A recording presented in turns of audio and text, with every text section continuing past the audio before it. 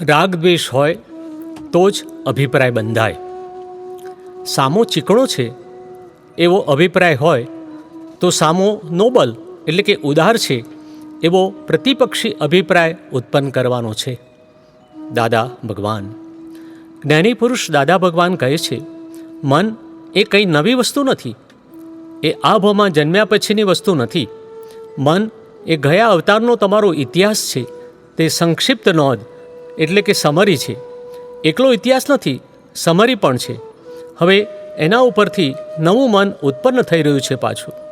એટલે જૂનું મન ડિસ્ચાર્જ એટલે કે નિકાલ થયા કરે છે ને નવું મન ચાર્જ થયા કરે છે. જેવો અભિપ્રાય વર્તાય છે તેવું આગતા ભાવનું બીજ વાવે છે, ત્યાં જ ચાર્જ થાય છે. રાગ દ્વેષ હોય તો જ અભિપ્રાય બંધાય. કોઈની ઉપર દ્વેષભાવ હોય તો અભિપ્રાય બંધાય અને રાગ હોય તો એ અભિપ્રાય બંધાય. દાદાશ્રી સમજાવે છે, વહુ લાવે છે ખરો ને પછી ગમતી નથી, એનું શું કારણ? એ એનો અભિપ્રાય.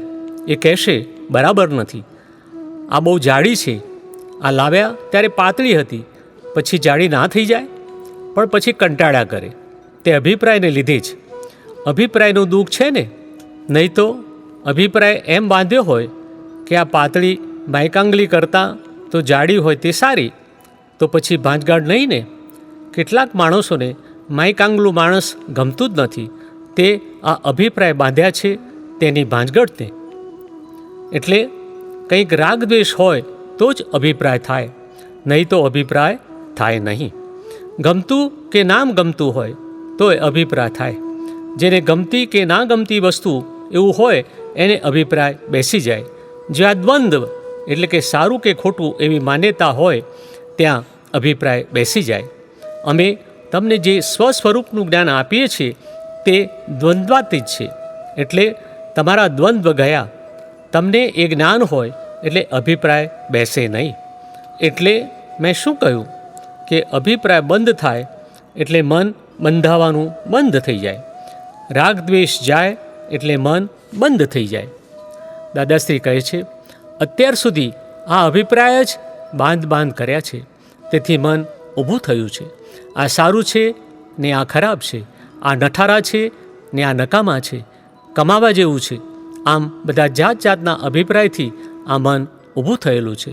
જો અભિપ્રાય બંધ થઈ જાય તો મન બંધ થઈ જાય. માટે તમે અભિપ્રાય આપતા બંધ થઈ જાઓ.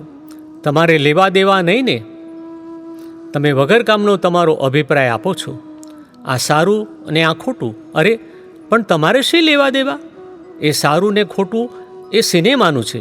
આપણે તો ત્યાં સુધી કે ફલાણા ભાઈ ગયા તે સારું છે ને આ ભાઈ આવે તો સારું છે. અલ્યા તમારે લેવા દેવા વગર મન શું કરવા વગર કામના ઊભું કરો છો? દિવ્ય દેશના નોંધ કરતા જુએ અને અભિપ્રાય વસ્તુ જુએ. દાદા ભગવાન.